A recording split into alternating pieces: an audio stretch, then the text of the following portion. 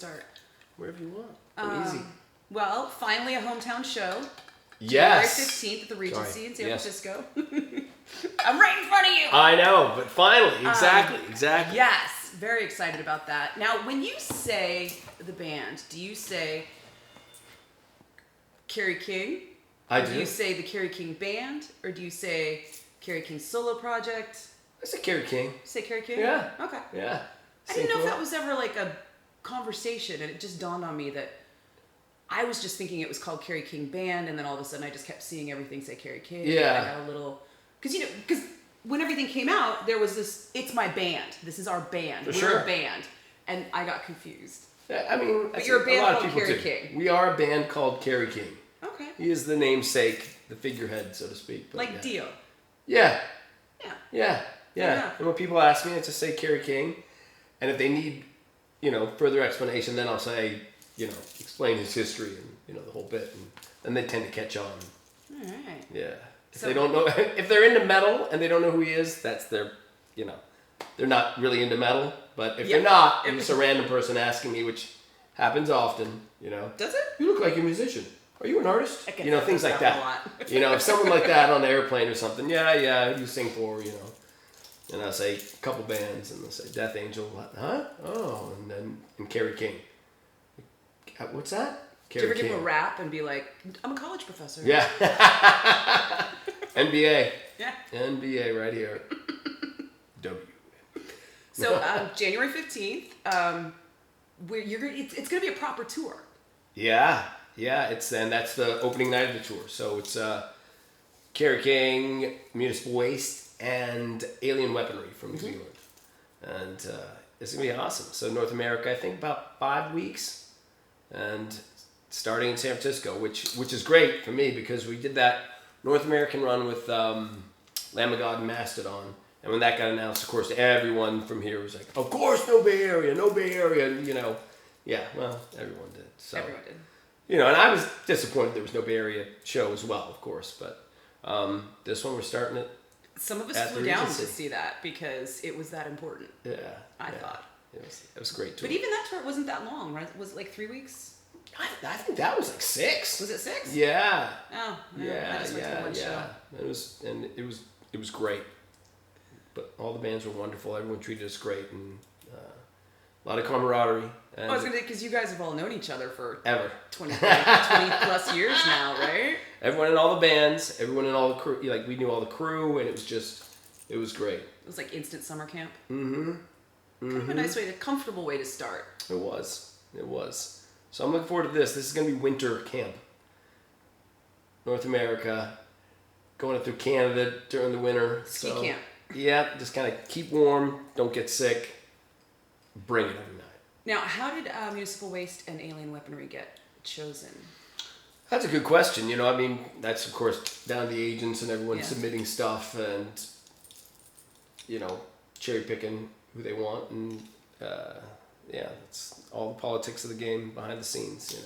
I didn't suggest anyone for it, but I've known the Municipal Waste guys for years. Mm-hmm. Great guys, very energetic band. They bring a lot of energy. They're fun loving on and off the stage. Absolutely. And the Alien Weaponry guys, I'd never met them until our summer run, and when we did that, they were playing a lot of the same festivals.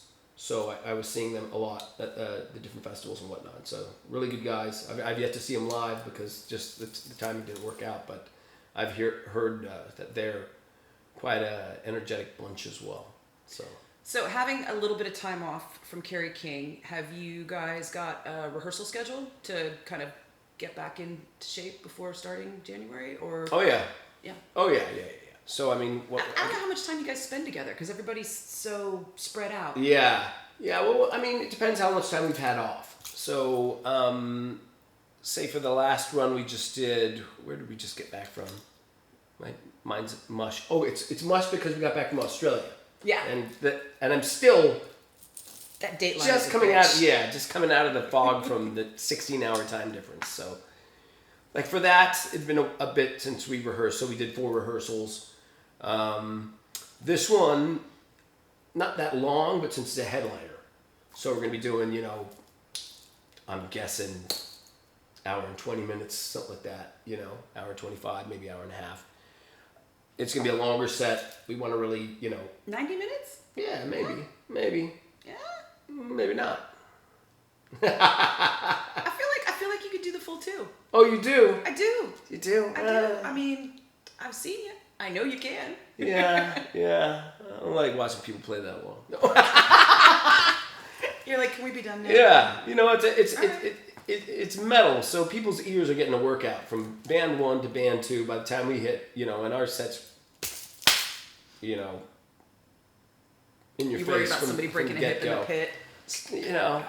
Or just getting their ears get exhausted, so we'll enough. leave them wanting more. Okay. But since it's a headliner and it's starting in San Francisco, which everyone considers this a mecca of thrash metal, as they should, and we want to be tight, like we've been on tour. So we'll rehearse like at least 4 times prior to the show, and we'll rehearse down in Southern California, and then take the bus up from there, and just wake up at the Regency, and let's do this. Yeah, I'm excited. I noticed, I just was thinking about this the other day, that you being in Death Angel for 4 decades, almost straight, but with large breaks, and then Kerry being in Slayer for 4 decades.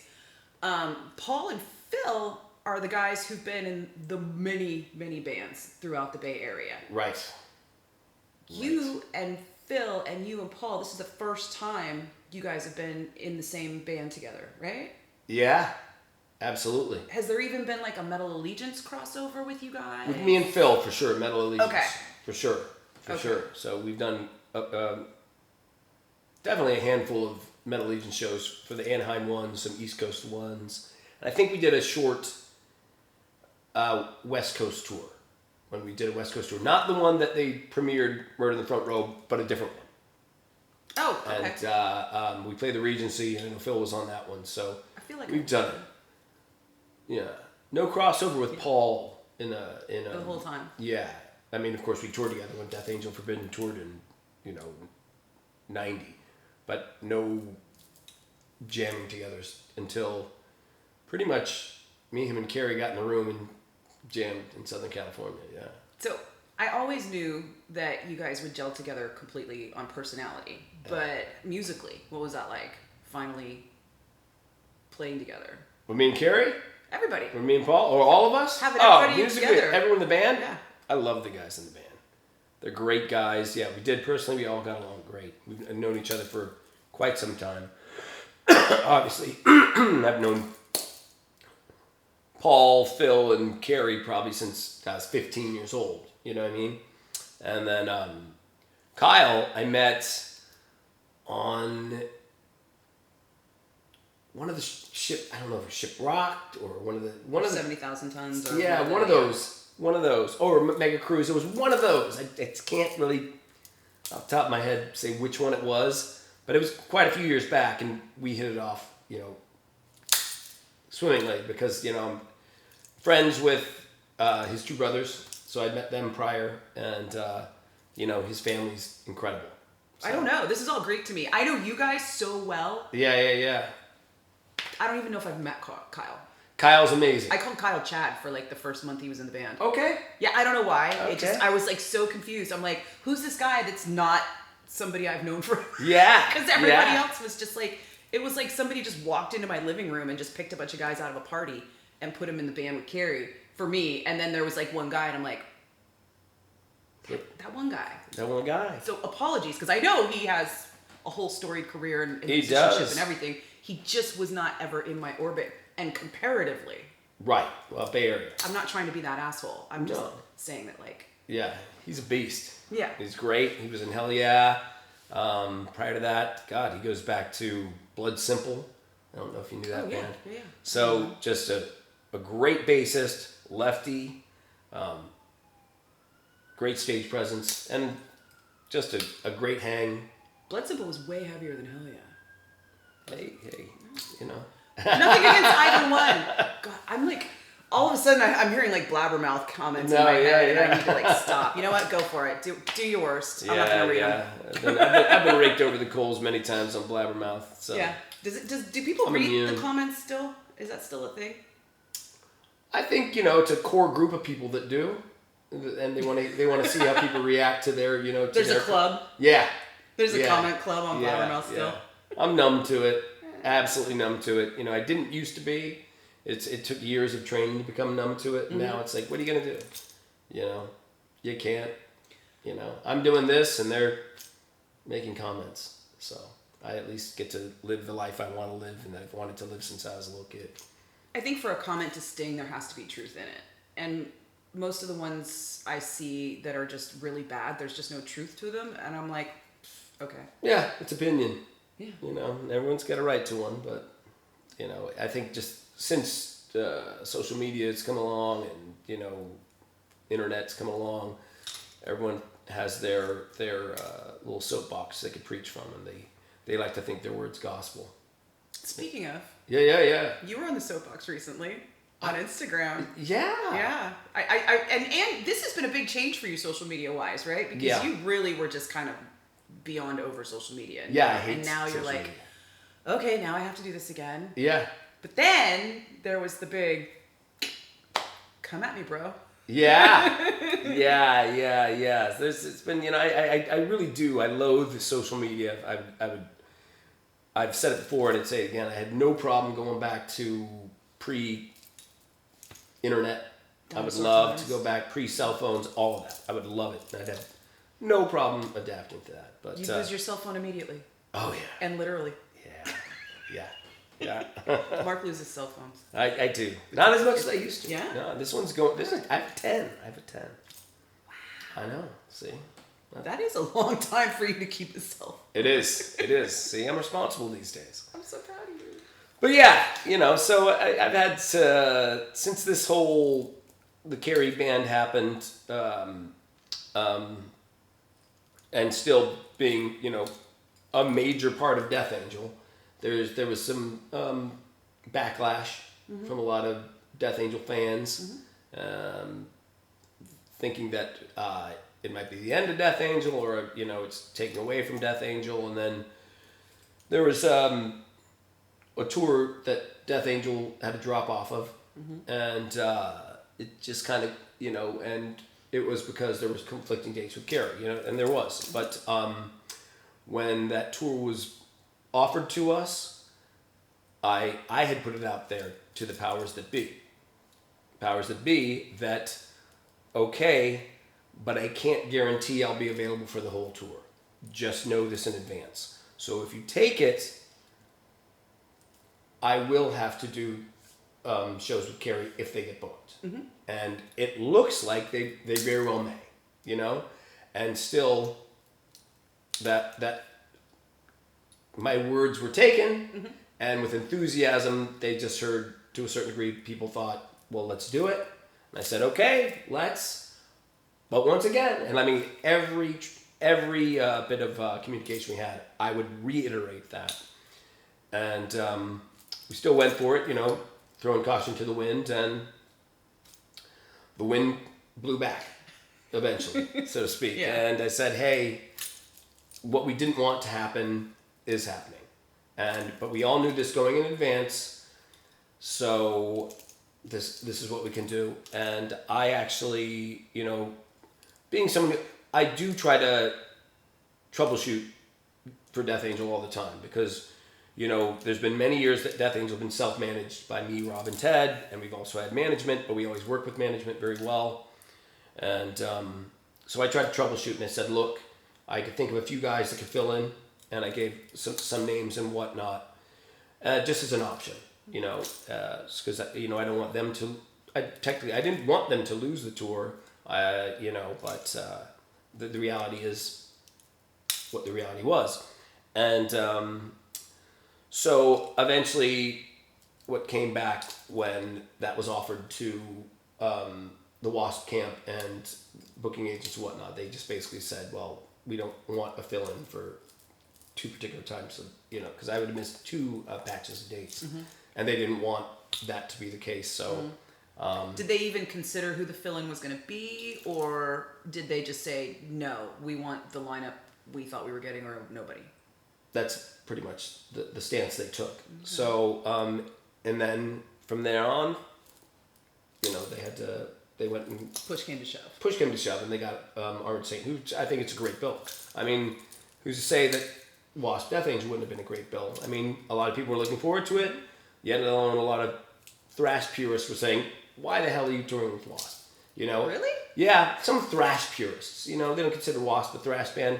I think the first album's great. You know what I mean? And I don't know anybody in the Bay that didn't like Wasp in the day. Yeah. I mean, Blind in Texas, not like early Wasp, right? Not the. Well, yeah, no, everybody liked Wasp back then. Yeah, well, as I said, people they type. So that was the big problem, and then after that, prior to that, there was not much negativity about me being in Kerry's band, but when that hit, then the floodgates opened, and that's when a lot of people started saying negative things about me and my character, and how it was affecting the band they love. Unbeknownst to them, believe it or not, I love that band more than they do. You know what I mean? Hard to believe. So yeah, hard to believe. Yeah, and there's really no way around it. Yeah. Well, and the scab was still pretty thin from the guys not knowing about you being in the band until they were able to find out. For sure. And then, I mean, all this happened within, 6 months? Yes. So it was kind of like, just as you guys were getting over the initial shock of like, I have another band now. Of course. Then it was like, and here's the 2-punch. Yeah. Of now we've got to not do this tour. Yeah, exactly. Yeah. So, but that being said, I couldn't really tell the guys because of NDAs and whatnot. And I know people will say, well, that's your blood, those are your bros, but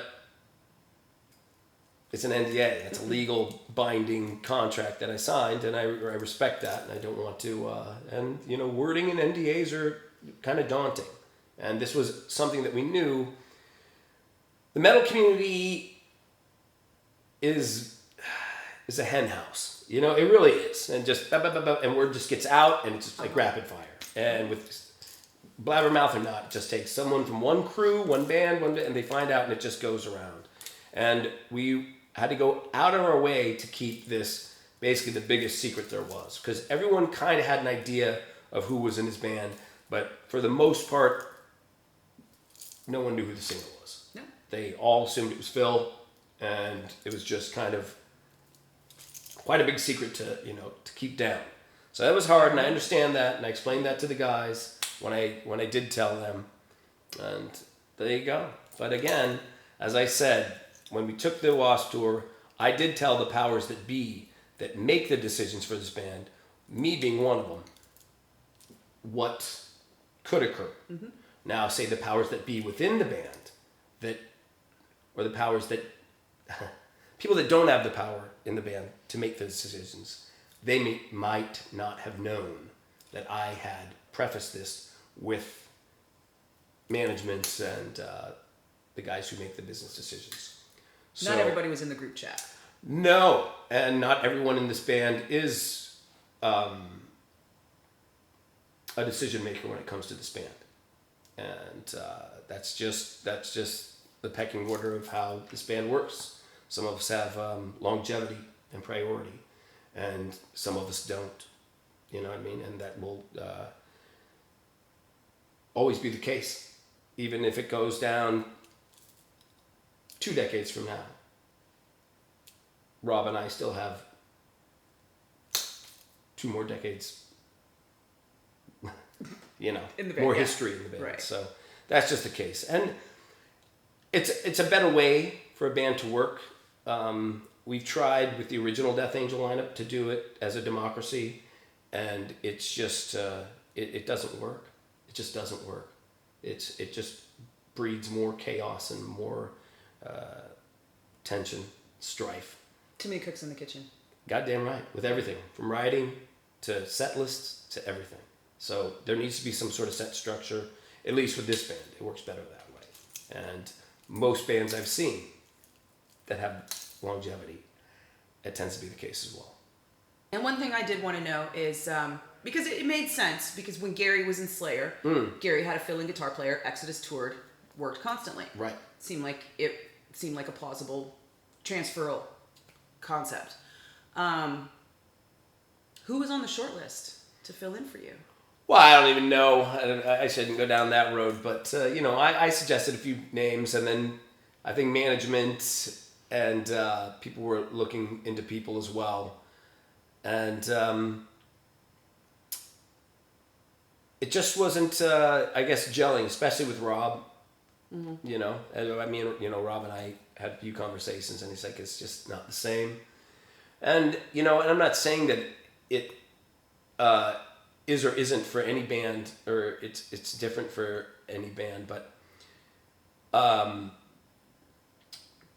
it is hard, and I'm not saying the importance of a position, but it is hard in a lot of bands to get a fill-in singer. Yeah. It is because people are used to him or her being the front person, and how they engage with the crowd, and how they work, and the voice, everything, and so that's another thing Rob was really concerned about, which makes absolute sense, and he was even saying, when in our personal conversations, he was saying, it'd be easier for us to find a fill-in for me for a few dates than it is for you, and he said that selflessly, but basically when it boils down to it, everyone in Death Angel is a crucial part of Death Angel, but I know as a fan of different bands, if you went to go see Death Angel without me or Rob for that one show, there's going to be a great deal of people out there that say, like, well, I got kind of robbed. That sucks. Yeah. So, and that's just kind of the nature of the beast, and the nature of the history of this band, and with all bands, that's just how it is, It's like if you went to see Sabbath and yet they had a fill-in for Tony Iommi. You'd be like, oh. Well, but they had a lot of fill-ins for Ozzy. For Ozzy, yeah, for sure. But like Tony, but they just kind of carried on, and they're an exception. Mm-hmm. There have been bands that have replaced lead singers. Obviously, AC/DC, Sabbath is the two primest examples of, and Maiden. Van Halen. Maiden, yeah. The ones that there's really. There's a handful. Yeah, there's a handful, but it's not a common occurrence that it works out so swimmingly and successfully, and So have you guys decided as a band that Death Angel is Death Angel when you and Rob are there? I mean, I think that's just kind of an unspoken rule, Yeah. Yeah, but I'm not putting, by that, I'm not saying that, putting us on a pedestal in any way, shape, or form, Oh, no, I just mean that, like, scheduling-wise, going Scheduling-wise, forward, yeah, this is what we're looking for. Yeah. Holes in the Kerry King schedule mean potential Death Angel stuff. Absolutely. Yeah. Absolutely. So, we got Death Angel as we're doing the summer festivals this June. So pretty much all of June will be in Europe. And then Death Angel, not Kerry King. Death Angel. Okay. Yeah. And then tail end of July through August is Kerry King in the summer festivals in Europe. I know people have said this just without thinking, but the idea that Death Angel could play a festival and Kerry King could play a festival at the same time, would you do 2 sets? I don't know. That would mean that's a tough one. Mm-hmm. That would mean one of the bands is on tour. That's what it would mean. Mm-hmm. So, and it depends on how long the tour was, and how tired my voice would be. Days in a row. So it's different than, say Gary doing double duty. When it's singing, you're... Because he's got 20 guitars and you've got one voice. I do. Exactly. So it's hard. So, I mean, it would have to be something really special for me to say yes. Mm-hmm. So, like, the short answer would be I'm not interested to do double duty at all. Fair enough. Yeah. It's funny. I think Stephanie Cabral posted some pictures from the Christmas show, and she used a Death Angel song, like an original recording from way back. Yeah. And I forgot your voice used to sound like that because it's been so long. It's been a while. And I've been through some things. Yeah. I've seen some things. Yeah. But I remember also talking to Kerry about how I was not surprised at your ability and range in the studio, but I was a little bit chagrined to see that he didn't take advantage of what I think is your extended range in the studio. But then I hear, the young Mark voice, and now the elder statesman Kerry King band Mark voice, right. And they could not be more far apart. Yeah. I when I listen to some of the early '80s stuff, for me, I'm like, ooh, I wince. Well, the '80s, that was thrash. You had to be like high pitched and fast, and you had to kind of do a lot of weird vocal modulating. Luckily I was young, and that's kind of how my voice sounded, and I didn't know what I was doing at all. So yeah, I like where had Blabbermouth been around then, it wouldn't have lasted as long, you think? Yeah, I would have been like, okay, I'd have probably quit. I didn't know what I was doing back then, and I think it was, enough people told me that at the time too. So my biggest thing was, you do better, or you were like 12. Yeah, I was young. I mean, yeah, but oh well, I stuck with it, and I like the, I turned a lot of people. My biggest success for me is a lot of people used to hate my voice in the 80s. It's like, I like Death Angel, but I don't like the vocals, blah, blah, blah. Years later, I took their criticism as fuel, and just said that, rather than stop doing it, I figured I'd just keep practicing and getting better at it. And then the biggest compliment is when these people come up to me and they tell me, I used to hate your voice, but now you're one of my favorite singers there is. And that's kind of the thing. It's like, yeah, but it's people like you that inspired me to become a better singer by putting me down. Do you think it's better or just different? I mean, I think both. Fair enough. I mean, I felt like it was just stylistically so very different. And then I thought, what about like a re-record project for some of that early stuff? Well, and that's a thing for me. I'm also in this, I'm big into nostalgia. I am. And, I love music. So as a music fan, it doesn't matter. Maybe to me it drives me crazy because I know how much I was suffering in the studio, and that's the best I could do back then. Mm-hmm. And I could feel my tension, like how much I just, and, but as a listener to other bands that I love, and, I've met some of these people, same thing. I'm like, oh my God, I love that record. And they'll tell me like, oh, I hate my performance on that record and whatnot. And there's been bands that have re-recorded it, and I'm like, why did they touch that? Yeah. So there's just something about it that I know that will totally screw with the purists, and I'm a purist too. It's a vibe thing, and no matter what, it takes them back to a special place in time they were emotionally, or just a great time of their life. But it's not like you're taking away the one that already exists. Yeah. You're creating a new version of it. That's what live records are for. Okay. So live record, but that's just a handful of the songs. Yeah, well, that's what they get. That's all we're getting. That's all they get. All right. I'm going to talk to the other powers that be about this. Yeah, too. I guarantee they'll agree with me. So, with Kerry King, he had you singing, and because he had kind of already mapped out a lot of the vocals. Oh, yeah, for sure. He'd mapped out all the vocals, right, when you went in there. Mm-hmm. How much give and take was there in the studio? Well, I was sitting on those songs for a while. Yeah. And then, and Kerry and me would go down to the studio down in Southern California where we'd work on these demos. And every 5 or 6 weeks, we'd go down there and retrack the demos that he gave me. And because he'd give me the songs. You wearing a hat and sunglasses, hiding out. There was some times we'd go out. It's definitely like, we'd have to lay low. But, what was I going to say? Oh, yeah. So he sent me these songs, eventually from very skeletal, just guitar. Then drums and guitar. And then sometimes some lyrics. And then eventually guide vocal with him singing. And then, so I just I'd listen to those on my walk in the day and just kind of make it second nature. And then when we go down to do the demos, I already knew basically the melody or the cadence he wanted. So I do that, and we'd listen back, and then both of us make notes how we want to change it or make it better. So by the time we got in the studio, we'd already demoed these things and re-recorded them maybe 5 or 6 times. So when we got in the studio, I think we both knew what we wanted. I just knew that when we got in there with Josh and Kerry and me, that I was just gonna do whatever I did on those demos, but just make it even more intense, And we were so prepared, we knocked it out fast.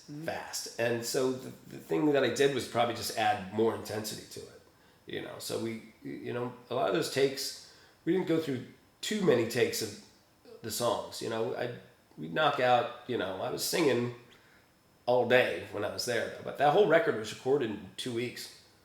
Literally loaded in 2 weeks to the day we loaded out. Yeah, everything. Tracked everything from drums to vocals to, it was nuts. But we were fine-tuned, got in there, knocked it out. Josh Wilbur knew what he was doing. We all knew what we were doing, and all I could say, we had a few things that Kerry would come in and try to explain something to me, and we communicate really well with each other, me and him, though. So I understand what he's saying, and I understand what he wants out of me when he comes in and says something, And I know, like, there's some certain things, he'd come in or just say something, through the booth. That was a little too Death Angel-y. You know what I mean? Something like that, And I was like, okay, I get it, but I've been singing for Death Angel for how many years? So sure, I'm gonna do my little, things that I do, my little nuances. Mm-hmm. So there'd be things like that. What I do is I just make it okay, and I get it. Just make it more mean. Be meaner. Yeah. So, meaner. Add some Satan. Yeah. Throw a little bit Satan more on Satan. And I'm doing that. And I guess the main concern after that was his main thing was, are you gonna be able to pull this shit off live? This is what I was gonna ask you next. Oh, sorry. He seems this is where we're going, because he seems so worried. Yeah. We're so worried, and I was like, yeah. Have you met Mark? Yeah. So I mean, don't get me wrong, and a lot of people when they heard it were worried. So and I mean, the way I see it is, we recorded that record, as I said, in 2 weeks. So I was singing, I'd be singing a good 8 or 9 hours a day doing that shit, And so when you think of it that way, going on tour, doing anywhere from, 45 minutes to an hour and a half, it's easier than 9 hours, but it's still hard. Yeah. But you just got to know what you're doing. You just got to know what you're doing, and we've done tours now. We have tours under our belt, and so far so good. And we're killing it. The Slayer songs that got added to the set list. Yeah. I noticed those were fun. They're a lot of fun. And they appeared very carefully chosen for being very, very vintage, very, here's the songs everybody's got to hear, but here's this one song that is just for the really old fans that are going to kind of lose their shit when you play it. Yeah. Right? I love... Did Kerry say this is what it's going to be, or was he like, what do you think of this? How did the Slayer songs get picked for the set list? Well, I mean, that's usually Kerry, will say what we're going to do, but then, then there's us too. Like, I remember when we were sitting there, there's been times that we've done, like Phil will be like, it'd be cool if we did this song. We did this song. We are like, oh, that would be cool. I love that song. But we do talk about shit like that because we're like, oh, that would be sick. I love that song. And like, say, At Dawn They Sleep was one. Mm-hmm. That Phil was like, oh, and as soon as he said that, I was like, oh, I fucking love At Dawn They Sleep. It's a long song. It's from that, so from Hell Awaits, and that's a lot long songs. Yeah. But it's awesome. So there's things like that. So, Kerry listens to the little seeds we plant, but there's certain ones we have to play. Mm-hmm. Of course. Raining Blood will not be played. Yeah, that's played. Yeah. And now it's just kind of how it's been transitioning into Black Magic. And we go into Black Magic, people just go apeshit. And it's fun for me because, I grew up on these songs too, so I know them inside and out. And I love doing the Slayer songs. Fun to play, fun to see the crowd's reactions, fun to sing, you know. And I have the utmost respect for Tom and his voice. I always have. And so when I do it, you know, people always ask me, do you feel pressure doing it? And I don't feel pressure, because to me it's fun, and I know I'm going to do the songs justice. You know what I mean? Yeah. So it's just kind of like me paying fucking homage to someone's voice I respect and a band that I love, and now I get to do it with, you know, some of the cats. So it's awesome, and it's awesome, and I love hitting the early high screams and stuff, because When you went into Black Magic, people around me like physically came out of their chairs at the Forum. It was nuts. And I had Will next to me, and you could hear him just like losing his mind. Oh my god! Like DJ Will. Yeah, no one expected that, and I think that's why it was there. Right? Yeah, and that's there goes another thing. It is that, because it grabs people and they go apeshit. And that's another thing that is a little bit unfortunate about the internet. Had we been touring every night, it'd be an awesome surprise to people. You know, and it is still to some degree, because not everyone's scouring the internet for footage, but there are those that do. So they already know that those songs tend to go together. But prior to the internet, there's not a no spoiler alert. Yeah. So, then it's just, but it's all right. There's always going to be people that love it. And I think Kerry said the set list is locked in for the tour once you guys choose it. Oh, yeah. It's a done deal. Yeah, there's a few we could switch in and out. Okay. Yeah, and we're going to, it's definitely a lot more pliable, I'm gathering, than, say, when Slayer did their set lists. You know what I mean? So... Yeah. Oh, yeah, because they had the stage production that could be altered for everything. Yeah. Exactly. So we got this, and then, throwing in cover songs now and stuff, so... Who are you covering, besides... On the last run, we did Iron Maiden. In the Australian run, we did Iron Maiden Killers. Okay. Yeah, it's the first time we did that, so we did that for every show in Australia, and it was great. It was great. So it's anyway. We all love Maiden. We all love that era of Maiden with Clyde Burr and Paul Di'Anno. So I think that your guys' fandom comes out really strong in this band. Oh yeah, so hard for sure. And we all love jamming together. Yeah. Like we love hanging. It's awesome on stage and off stage on the bus. It's great. Everyone gets along great. Do you know what the set list will be for the Regency show on the 15th yet, or are you guys going to work it out when you get to rehearsals? I mean, I don't have the set list in order right now. I know it's songs. Oh, yeah. Okay. And I got them. All right. I got them. It's just making them tight and second nature, all of them. So when we hit the Regency, usually you'll do a few warm-ups, and then you'll hit places like San Francisco or, something like that. And this one's starting in San Francisco, so we got to come out swinging. So. But that's what rehearsal days are for, right? They are. Yeah. They are. I think you guys will be fine. And they're booked. I'm excited. Nobody here's new. No one's new. So, is the Killers cover staying in, or do you not want to spoil it? Yeah, I mean, I'd imagine.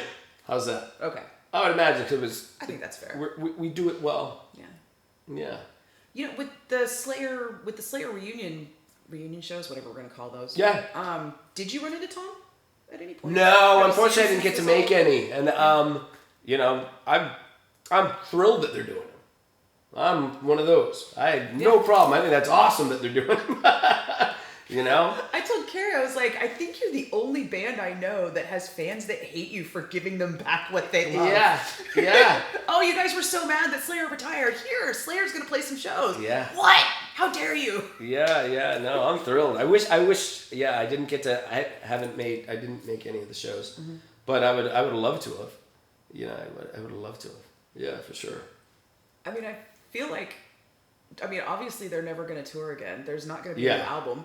So if Slayer pops up and plays a couple of shows... Oh, I see shows in the future for sure. In my eyes, I see them doing more shows in the future, and I hope to make them. At least one of them. I want to see them. I love seeing Slayer. That was my favorite Death Angel tour we ever did, was the Slayer Anthrax Death Angel tour. Where was that? That would be 2016. God. It's an awesome tour. Did that play here? I think the closest it came here was maybe... Yeah, that combination's not registering. Reno or Vegas. Or maybe Reno and Vegas. And Did I go to Vegas? I don't even know if we played LA. Did we play LA? I don't know. 2016 Vegas is starting to maybe sound familiar. Yeah. Yep. Didn't play the Bay Area. But also alcohol would have been involved because Vegas. So yes. That's probably why I'm fuzzy on the details right now. You were 21 by then? I love that. Yes. So, from what I understand, Death Angel's been writing a new album for a very long time. Are we approaching the apex of I don't know about the apex album? But we're writing, for sure. Yeah. More and more. Me and Rob have been demoing more and more songs. I'm working on another one right now. And we're just kind of taking it, how would I say? I can't say taking it as it comes because Rob's cranking out songs for sure. And it's just kind of, we're, how would I say, almost trying to approach it like we approached Act 3. Overwrite for the record and cherry pick the best songs. Yeah. Okay. So I guess that's what we're doing right now. Because we have quite a few demoed. And I'm working on one right now and I hope to be demoing that. It'd be nice, I don't think I'll have time to demo it before we go out with Kerry, but that'd be wonderful. You never know. You never know. Maybe I will, but if not, it'll be right on the tail end of that tour that I'll demo. And I'll probably have more than one song done by then. So. Is anything bubbling up thematically with the new album?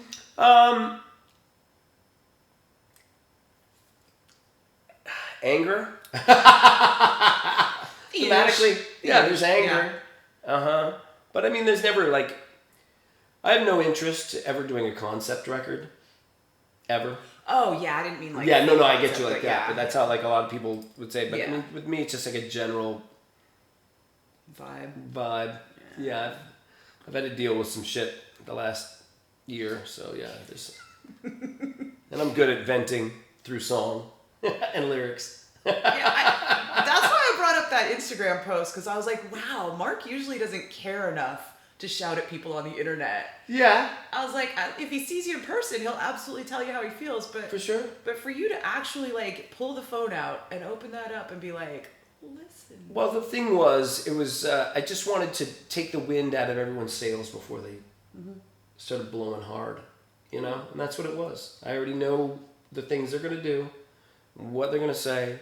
It's it's my page. I don't censor what people fucking say on my page or whatnot. And I know I didn't put it there for their critiquing of the record, their critiquing of anyone in the band, their comparisons with Death Angel or how it's messed up Death Angel, anything of that nature. So I just laid it out there. I'm just saying, this is why I posted this. I'm proud of what I've done. And there you go. So I took all the wind out of their sails and it seemed to work. Well, everybody looked fine at the Christmas show. I only got to go to one. I didn't get to go to both. Yeah. Are you guys all just back to basics? The Christmas shows were awesome. Yeah. They were a blast this year. It was a blast. I mean, I was still recovering from Australia. I flew back from Australia, I believe on the 9th. Took the 10th off.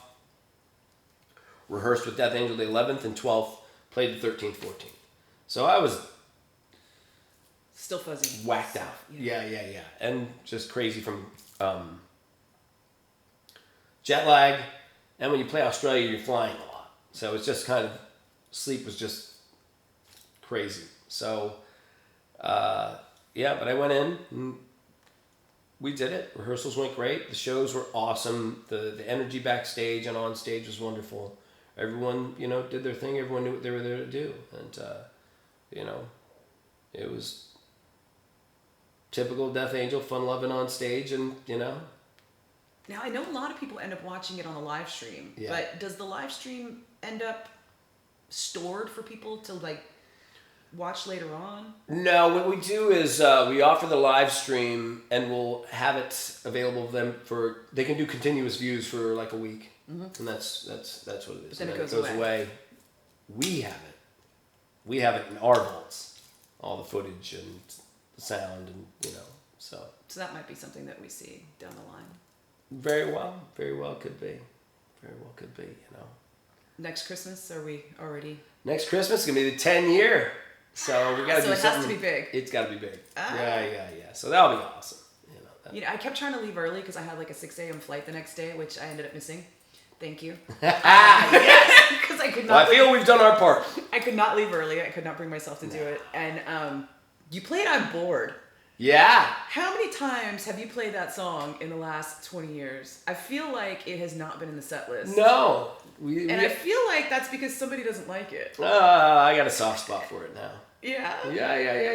Okay. I just, to me, it's that whole record, Frolic Through the Park. And that's just me. And again, I say this because, harken back to what I said earlier. Some Death Angel fans, that's their favorite record. And they don't want to hear me say, I hate that record. You know what I mean? But I don't have the same feeling for it that they do. But it brings them to a special place. Exactly. And so there's 2 songs on it now that I have a soft spot for that I don't mind playing live. And the funny thing is, Bored has become one of them. And I know people just love it because it's kitschy. It's catchy. And I mean, even when we toured, we did many tours with Anthrax. That Slayer tour. That was Slayer, Anthrax, Death Angel. We did Anthrax, Testament, Death Angel. We've done a lot of things with Anthrax. And every time, me and Charlie were really close. And Charlie would always, why don't you play Bored? I love it. You gotta play Bored. It was back then. I was like, yeah. I feel like I've had that same conversation with you. Yeah, so we played it like one time on that tour for him. So, but now it's fun. The crowd usually gets a big kick out of it. It's easy to play, and it is catchy. And if I heard correctly, I think Rob's been changing up the riffage. Oh yeah, it's excellent. We do our thing. It's a fun song, and for the Christmas shows, it's perfect because Christmas shows are different. It's a no repeat. And we're not going out there just to be like, thrash, you know what I mean? It's hometown, it's fun loving, different vibe. We do traditional Christmas song, we do a Beatles song every year, so... Key ho ho ho. Yeah, that's right, Brian, key ho ho ho. So it's the perfect platform to do it. Yeah. Especially with the industry kind of shutting down at the end of the year. Yep. Everybody's home for the holidays kind of thing, and I like that. Yeah, and everyone in the crowd's happy. Everyone on stage is happy, and that's the vibe we always want to put out for the Christmas shows, no matter what. Yeah. Do you remember the Riot show? Oh, for sure. Hayward. Yeah. I was supposed to go, and my friend flaked on me, and I didn't get to go. And then afterwards, I was like, oh, wow, I guess it was a good thing I wasn't there. In Hayward. But how did that end up happening? Because, afterwards, everybody's like, it was this. No, it was this. No, the cops showed up. No, that. No. The cops did show up. Okay. So, but here's what it was in Hayward. Was it at Centennial Hall? I think that might have been the name of the place for some reason. I could be completely wrong, but if I'm not, wow. Sounds familiar. Yeah, and someplace that they didn't really have shows like that, ever. So it was even odd that we were playing in Hayward. I heard they put tables out. Oh yeah, there was tables. It was just like, they didn't really know what kind of show it was. And, Death Angel and Violence, and both with albums out, So, and I think when the manager of the place or the owner of the place saw a pit break out, he had no idea what that was. No idea what it was. What the hell's going on in my building or my club? No idea. And, so that must have been like 88 or 89 that happened. So, he was shocked. And I think he called the cops out of panicking. And then cops came. But also during that same time, there was riots happening in Berkeley. So police were already kind of in full riot gear going to Was that close Berkeley. to like a verdict or something? Something was Not going OJ, on, but I caught wind that was happening. Yeah. And then when the first cops came, they saw the pit and they were trying to, he didn't know what to do. And the guy was like trying to shut the show down. We were saying not to. And so police called for backup because And had you gone on yet, or were you just going on? We were going on. By the time we went on, they stopped us. I think Violence got to play their full set. But by this point, cops were already in the building. Oh, yeah. And then by the time we went on, I think we got to play about 2.5, 3 songs. And then the cops came on stage, made us stop. And we were saying, no one's harming. This is just how people react at these kind of shows. Don't cut it off or, people are going to go ape shit. Yeah, and sure as shit they did.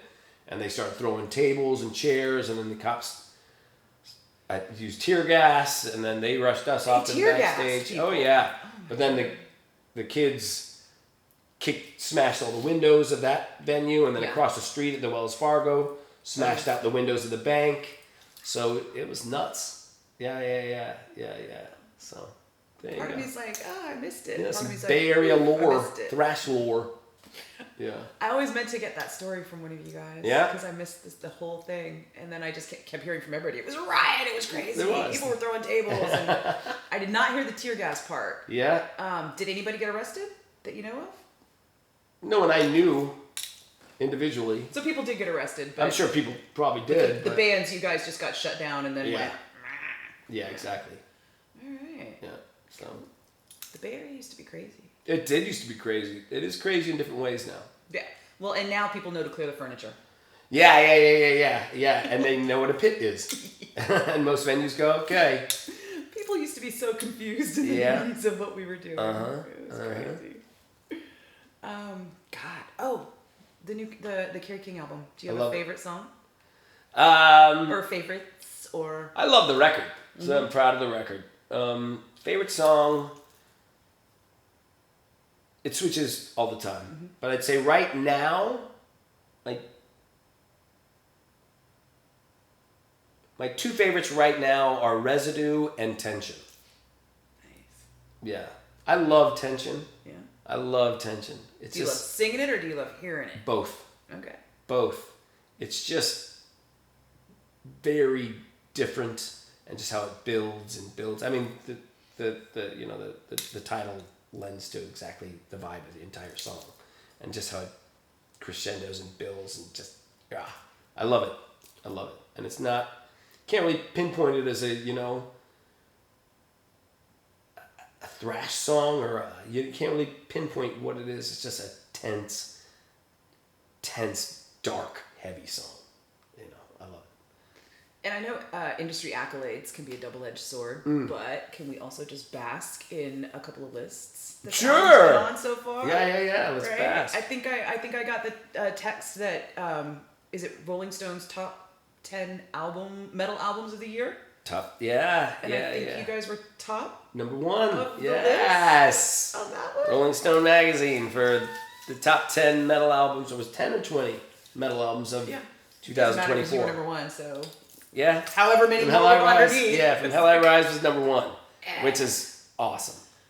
And then there was another one that was like a bigger list, but it was like all of the records, I think, of the year. Yes, for Rolling Stone. And in Rolling Stone, you guys were like I think you were the only metal album on that only metal list. album, yeah. It was the top 100 albums of 2024. And we were the only metal album. To whoever we're paying at Rolling 93. Stone. We're Yeah. Yeah. Because so often they get it wrong. And it's nice to see them get something right. Yeah. Like I said, the industry awards are a double-edged sword, but also...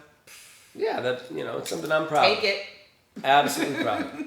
As I said from the get-go, proud of what we did on this record. I'm proud of what everyone did on the record.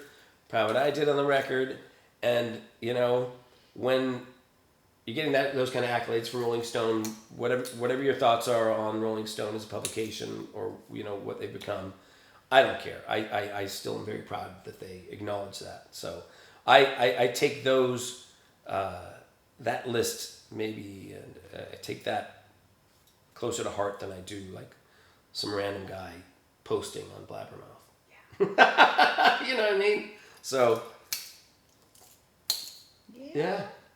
So that next album, we're looking at probably Kerry will have it. I'm guessing mapped out. Yeah. Recorded. You guys will get in the studio in the fall. I'm guessing sometime. I would imagine 2026 it'll come out. Yeah, he's got one hell of a work ethic. He does. It's so admirable, and he's just laser focused when it comes to it, and it's great to be around because it inspires everyone to want to work that hard as well. You know what I mean? So it's great. I can't say it's great being in the band, man. I love that you feel like he's working so hard and you guys are all in multiple bands. Yeah.